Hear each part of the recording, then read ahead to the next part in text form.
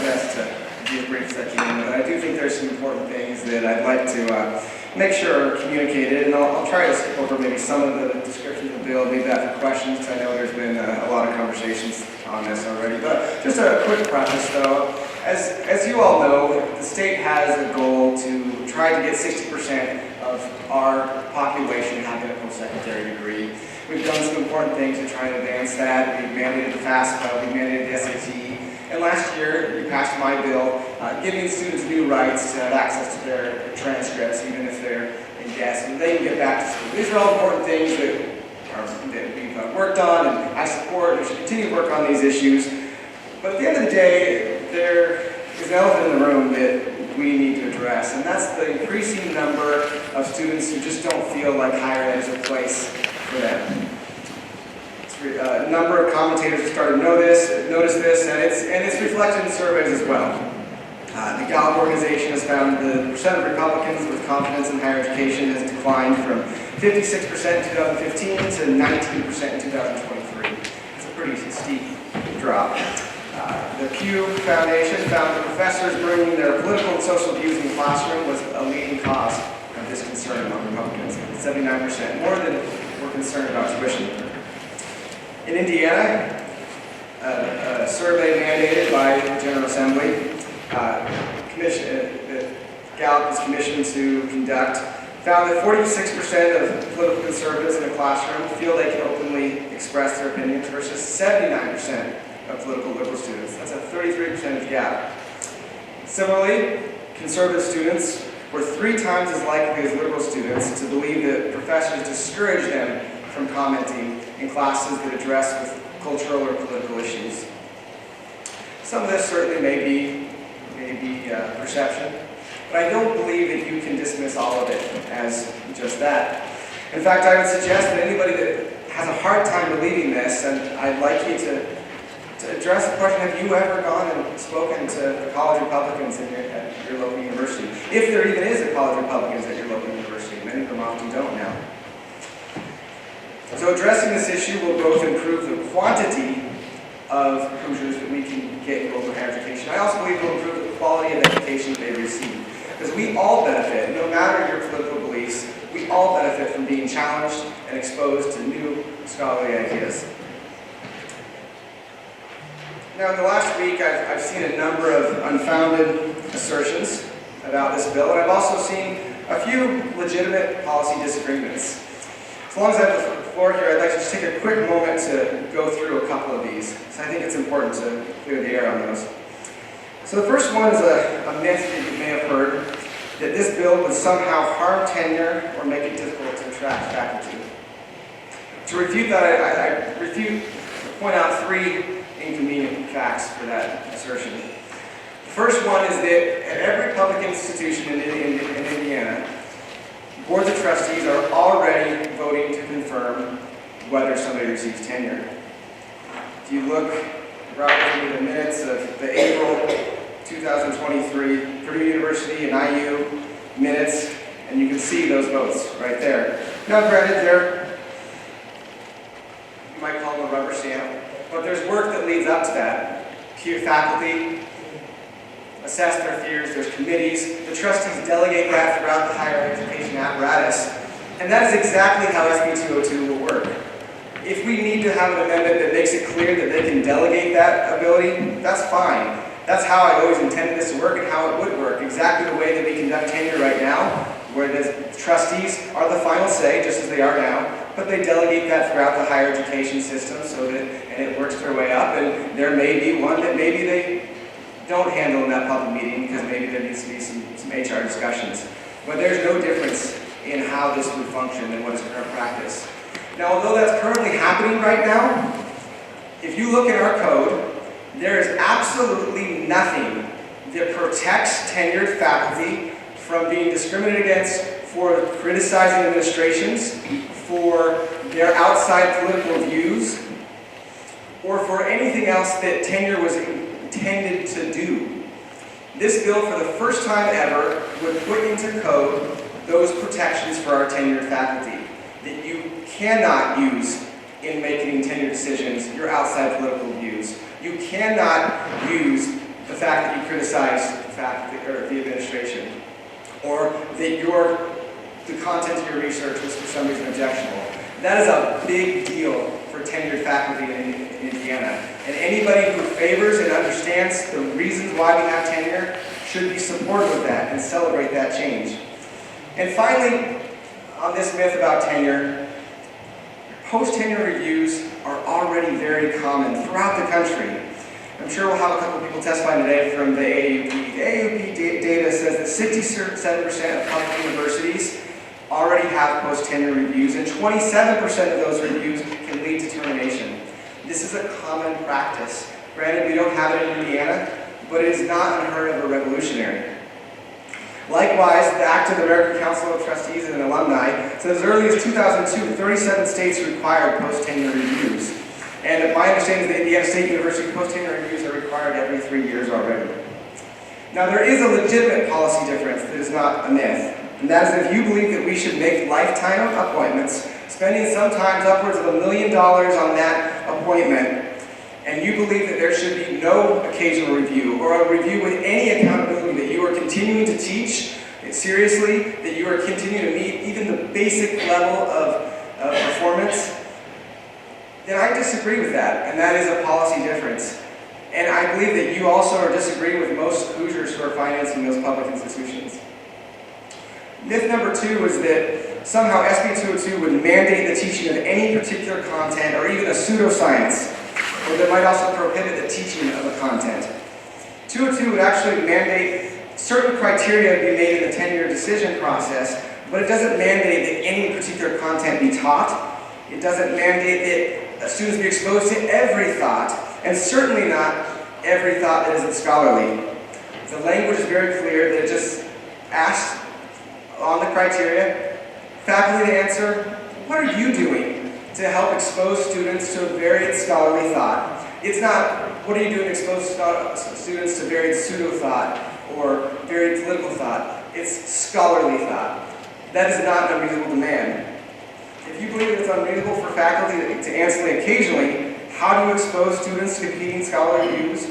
Or if you believe that doing so will somehow, quote, threaten the stature of your university, or the economic and cultural vitality of our state, or weaken the intellectual rigor of your students, as one university leader described the bill, then you and I have a very different definition of what it actually means to be higher in higher education. If you believe that we should not include in our definition of diversity the importance of competing ideas, along with the traditional goals of creating equal opportunity for all, then you and I also have a very different view on what diversity is, and I stand by that policy difference. I believe we have a good model in Indiana where people who are accountable to the people appoint trustees who oversee the schools. But if you want weak trustees who are incapable of leading, that is a recipe for the General Assembly to fill the vacuum. And I don't think anybody who's going to testify against this bill wants the General Assembly to do that, and I certainly don't. This bill gives trustees no new powers. In fact, it actually limits their powers in what they can decide to reject trustees, or reject tenure on the grounds on which they can reject tenure. It actually even, it simply gives trustees a nudge to use the powers they already have to lead. Almost every day, okay, let's make an example, almost every couple of weeks, I get sent something from a parent or a student that says, look at this. I don't think that's where they should be sending that. I think they should be sending that to the trustees, and they should have the ability to be able to lead and to make sure that our institutions are serving the people of Indiana and meeting the expectations of people who are financing them. With that, I ask you to support the bill and certainly welcome questions if that's your wish. Thank you, Senator Deery. So we are going to take some questions. Go ahead. Thank you, Madam Chairman.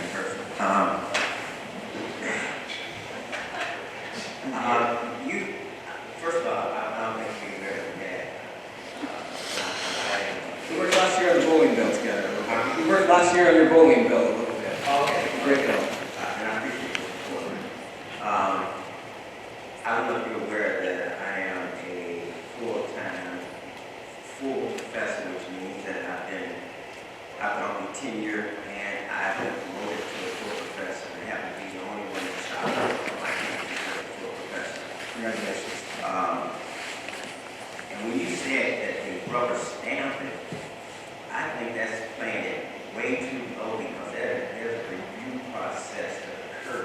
The trustees I was talking about, said some may say that the trustees rubber stamp that. I wasn't implying that the tenure process is rubber stamps. You're not suggesting it. Absolutely not. As I said, it goes through a rigorous process of faculty reviews, and I would envision this being conducted in the exact same manner. Okay. Are you aware that even after you get tenure and you get to the highest level of professorship, there's annual evaluations? Because you suggested in your testimony that that's not the case, because we're every year, not every 5 years that your bill suggests, but every year we are evaluated in service to the campus, service to our unit, service to our community, service to the state, service to the nation. And then we have to, we're evaluated on our teaching every year. We're evaluated on our research. Research doesn't end. From your department head, correct? Pardon? From your department head or from within your colleagues? Yeah, but it's passed on to our Vice Chancellor of Academic Affairs, and it's reviewed by the chancellors, and I guess on the main campus by the president. So it's not a permanent process. We're evaluated every year. I'm very concerned that pretty soon I've got to get my annual report into them for what I have done and for the last academic year, for the year 2023, and then I'll be evaluated. So just because I'm at the highest level of professorship, and just because I have tenure, doesn't mean the process is over. So I would imagine that a 5-year tenure review would not be a giant leap then. Well, it's unnecessary. That's what I'm saying. We have a habit of adding unnecessary legislation. We just did one appeal. It was unnecessary, and I think Representative Lang pointed that out. I don't know if you hear the debate on that.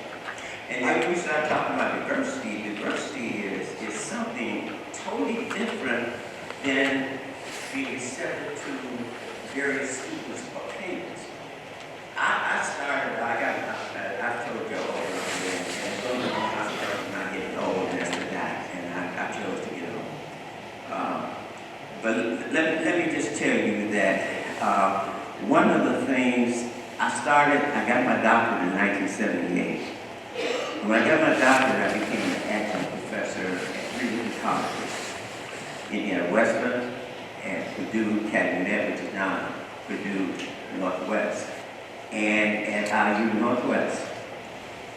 And since then, in 1990, I was convinced to leave the principalship and go to IU and join their faculty as a full-time professor. Let me just tell you, when we talk about students who have different ideas that maybe the majority of the population might have, I have never, in my experience, and I've been full-time for 13 years, I've never shut down a student. Now, I do make them think about their thoughts, and that's what it's supposed to be. The central purpose of American education is to create a thinking individual. And so if you don't challenge thought, that's not shutting it down. But you know who shuts down students? Other students shut them down. Okay?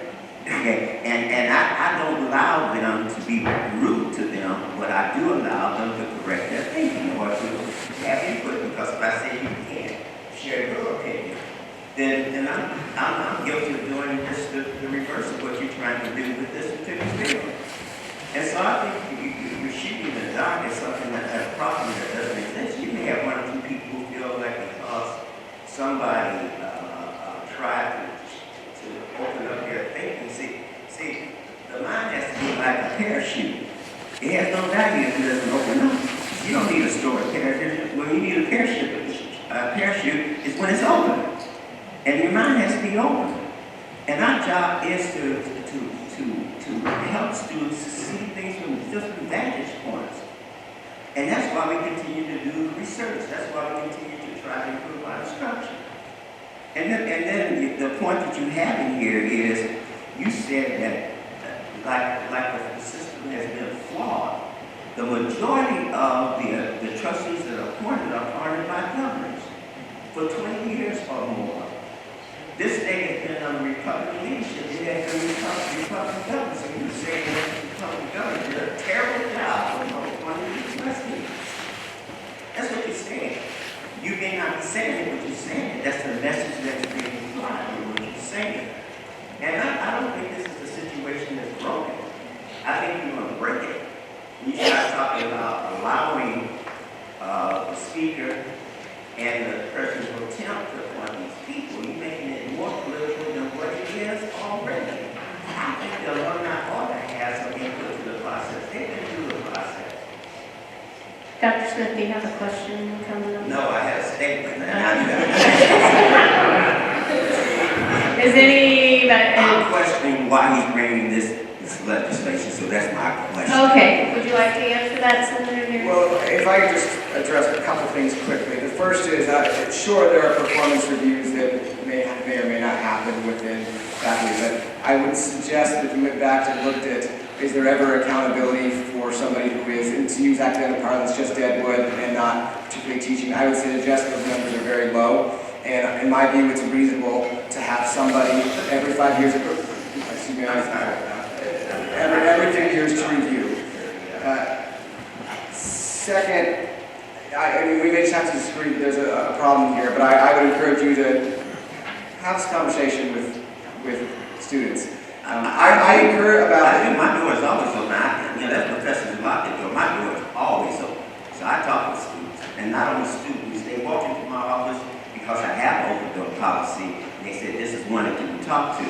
And I'm telling you, we have with students who have problems with what's going on in the classroom. We have omnibus, we have community filter. There's not a problem with the persons who use the system.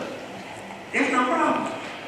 Finally, we absolutely agree that students should be challenged, and in my view, that's one of the reasons for this bill, in which no matter your politics, you should be exposed to a variety of scholarly views. We shouldn't just ignore them because maybe it doesn't fit within what the professor wants to focus on.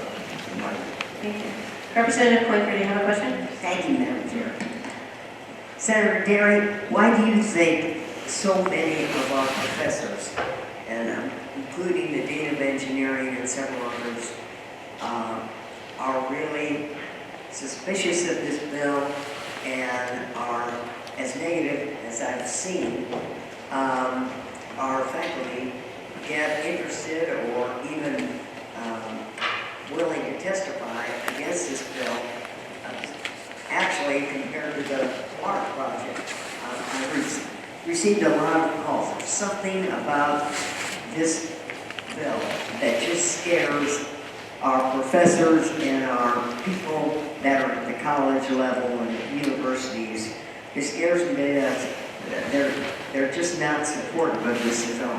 Can you tell I've me been why? around higher ed circles for quite a while, and there are a few things more controversial than tenure. It is certainly a third rail in higher education issues, which is all the more reasons why it's difficult for our trustees to use the powers that they have to make sure that tenure is working at our universities, because it is the third rail of higher education politics. And so I'm trying to tempt them to be able to use the powers they have to make sure that these million-dollar decisions are working both for taxpayers and for students.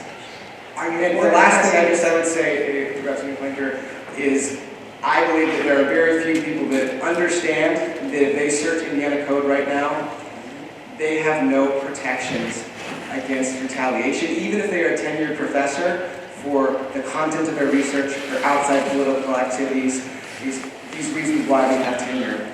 This gives them that right for the first time, and they should be celebrating that.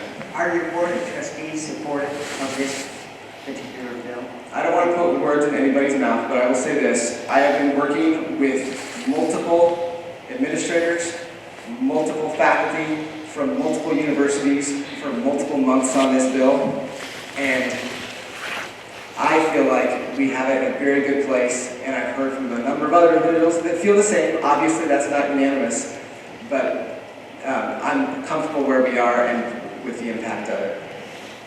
Thank you. Representative Delaney. Senator, would you not agree with me? One of the fundamental things that ought to happen to you as a young person in college is to be challenged by thoughts you're not familiar with, thoughts you're not comfortable with, thoughts you don't agree with. You understand that, don't you? And you do understand that your bill will cut that down. The opposite, sir. Well, sir, you're requiring the professors, for example, in sociology and political science, to give a range of opinions and to be neutral, in effect. You are neutering, N-E-U-T-E-R-I-G, your faculty. That's what you're trying to do. No, all I'm doing is asking mandating the trustees to, every 5 years, have the tenured professors answer the question to their colleagues first: what have you done to expose students to a varied scholarly views? It's the opposite of that, in that right now there may be a minority, and maybe it's even perception, but the idea that when somebody enrolls in higher education, that they are only being exposed to scholarly views from one political paradigm, that is the perception that we're working to refute. You simply asking them to answer that question, oh, well, you know, in this unit we do this, I always do this activity, that is not a big ask in my view. The question is not whether it's a big ask or it takes a lot of time. The question is, does it make faculty want to come to Indiana? And the answer to that is clearly no. Does it make the current faculty happy? No. But let's go back to the trustees. Are we sitting here now as a board of review over the trustees? Is that what we're doing here? Because apparently you're saying they have failed. We have a lopsided academic environment, all too liberal in Indiana. Are you kidding me? All too liberal, and it's lopsided, and your bill is going to fix that. Is that right? What I'm saying is that the trustees have all the powers they need right now, but same thing with school board. In non-enter circumstances, are the conditions in the schools set for them to be able to use those powers in a way that takes our higher education to the highest level it can be? Who is preventing the trustees appointed by 3 successive Republican governors? Who is preventing them from doing their job? Can you give me the names of the people that are doing that? I don't know how much time you've spent in university I've politics. spent more time than anybody here, and I get criticized for it. Okay. Well, I have my share of scars from university politics. So who is stopping our trustees from doing their job? Who is telling them don't hire any conservatives? Is that going on? Has somebody told our trustees they can't hire any conservative professors? I've never made that claim. So what's the problem? The students are uncomfortable. I gotta tell you, that is an insult to our students.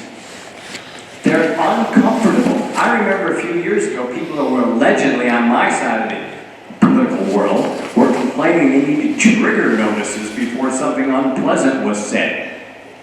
That was a dumb idea. You're taking it and multiplying it by saying every professor, in effect, has got to give a trigger notice by talking about things he or she doesn't believe in, because that way they'll be balanced and they can file a report every 5 years. That's what you're asking them to do, is to be balanced all the time. What about a professor of feminist studies? These people exist, you know. Okay. What are they supposed to do? Speak out in favor of masochism? I have never said that there needs to be balance all the time. All it is saying is you need to show in your reviews that you're making efforts to have a varied scholarly perspectives. It is not mandating any perspective. It is not mandating balanced perspective. It's that you be able to answer the question, I am showing, I'm making an effort to expose students to a variety of scholarly views. On pages 20 through 27, you repeatedly propose that the board of trustees shouldn't hire a teacher who is, quote, unlikely to foster a culture of free inquiry, free expression, and intellectual diversity. So, any professor, for example, I'll use the terrible example of a woman teaching feminist studies, she's got to be willing to espouse views she does not share, otherwise she's not fostering a culture of free inquiry. Isn't that what you're saying here? Her job is not to espouse the views that she has. Her job is to educate students. And is that not by telling them what she's learned and what she believes and what she knows? Isn't that the job? The job is to expose students to a variety of scholarly ideas that will enlighten and challenge them. Maybe there's a student that agrees with everything that he believes. That student's not going to be challenged. That's not going to be challenged? No, if a student agrees with everything, if you have a professor that is teaching their personal political viewpoints, it's maybe something backed by scholarly ideas, but ignoring other scholarly ideas, The students that agree with that professor are not going to be exposed to new scholarly ideas. Let's get That's on. the point, is that this is good not just if you're a Democrat or if you're a Republican student. This is good for all of our students receiving an education. The word university is designed to mean that you get a font of knowledge. You're not supposed to learn everything from one teacher. So you're not happy if we have in political science a liberal professor and a conservative professor. Neither one of them, in your view, is doing their job if they talk about what they believe, what they've studied, what they've written, and what they know. They're both failing, is that right? Again, also, just to clarify, remember the bill does not limit you from talking about your political views in a course that it's related to. No, that's not my question. My question is, so are they failing? in a political course, absolutely they can share their political views. That's in the bill. But do they have to share the views they don't think have any credibility? If there are scholarly views that they believe are important, varied scholarly views, they should be able then to count and say, you know, here's on this day we talked about Marx, on this day we talked about Adam Smith. So I take it the faculty then will have to, over the course of 5 years, keep a log as to when they introduce a subject that they're not comfortable with, that they don't agree with, that they think is wrong. They got to keep a log of all the wrong stuff or unsupported stuff that they taught about. Is that what they're supposed to do? They don't have to teach anything that's wrong or unsupported. Absolutely nothing. It's scholarly views. Let's take an example. Let's get out of this social liberal stuff. Let's talk about a professor of biology or a medical school professor, I assume they're affected, who happens to think that paranoia about vaccination is really bad and really dangerous. A professor of biology or medicine who believes that vaccination is effective, yes, occasionally it can have negative consequences, and they report that. But they're a strong advocate of vaccination as a public health measure. Do they have to bring in this Robert F. Kennedy Jr. or somebody else who says that vaccination is a danger to the world? Do they have to do that? Absolutely not. As I said in my remarks, it is not that they teach every idea. It's not that they teach every pseudoscience idea or any pseudoscience idea. It's that they be able to count that one of the things that they value is exposing students to a varied scholarly views. Now, if they think that's junk, then don't bring it in. But if there is something that is legitimate, that they think, maybe I don't agree with this personally, but this is backed by peer review, this is an important thing that my students should be exposed to, then they should maybe, if they've never done that, then that would be a difficult thing for them to address in the post-tenure review. Now, if you think that's a failing of the bill, then that's something that you and I would just disagree on. How many staff will the university, IU has, I guess, more than 1,000 professors. How many staff do they have to hire to review these 5-year reports? As has been discussed, tenure is currently a power that's delegated, it's ultimately decided by the trustees, but delegated throughout the institution so that it's reviewed by committees, by peers. It is not that the trustees are going to be sitting down and interviewing every single faculty. They're going to be talking to their department heads. They're going to be talking to their tenure committees. And they're going to make recommendations to the provost, who's going to pass those on to the trustees. Higher education is already built for this and set up for this without anything that's unusual to the higher ed apparatus. Well, there'll be an additional set of reports from every professor who will have their log of when they were, quote, open-minded and taught something that they don't believe. That log will have to be there, won't it? How else can they explain? All of us, maybe not currently in higher ed, but we give an accounting of our performance and our job. That's not a big ask. Let's go on to the student complaint. This is really troublesome. As I understand it, any student who meets your test and feeling uncomfortable can initiate a disciplinary action. File a complaint. There's a difference between a filing a complaint and initiating a disciplinary action. All right, then file a complaint. That's your word in the bill. To whom do they give this complaint? The universities establish that policy and that procedure, just like they currently do to report instances of bias. Every single institution in our state has a complaint process or an observation process where they observe bias. This is just an extension of that. But these complaints can be reviewed up to the Board of Trustees, right? They could be. And If they were deemed relevant by the peers and the committees that are doing this and passed it on, they could be. And it could actually be appealed to the Commission on Higher Education. Is that right? Correct. If there's a belief that an institution is failing to adhere to the law, they could file a complaint with the. Well, there's an appeal. Verification. The university, in my hypothetical, the university has said no. The department head said this is not a valid complaint. The dean has said it's not a valid complaint. The board of trustees has said it's not a valid complaint, but that student can pursue it to the Commission on Higher Education, right? It could. Yeah, and what can that board of Commission on Higher Education, what can they do to that professor? Can they fire him? I don't envision that being the situation. I envision the Commission on Higher Education working with universities to find a solution. And there's a number of solutions that could be the outcome of that. Do you understand the concept of impairment of contract? Of a what? Impairment of contracts. I'm not an attorney. Well, the Indiana Constitution, for which you are responsible as MI, forbids our impairing contracts. And I think you recognize that on page 20 of your bill. You recognize that there may not be much effective discipline that can be issued. And instead, the university can sort of do the best it can. Because there's a 10-year contract, there may be an individual contract, there are board policies, etc. So you do recognize that there are limits to what the university can do. Absolutely. As it says in the bill, we're not looking to undo any contract. Now, there is a matter of debate, as I understand it, of how much tenure is considered a contract versus a policy. I think most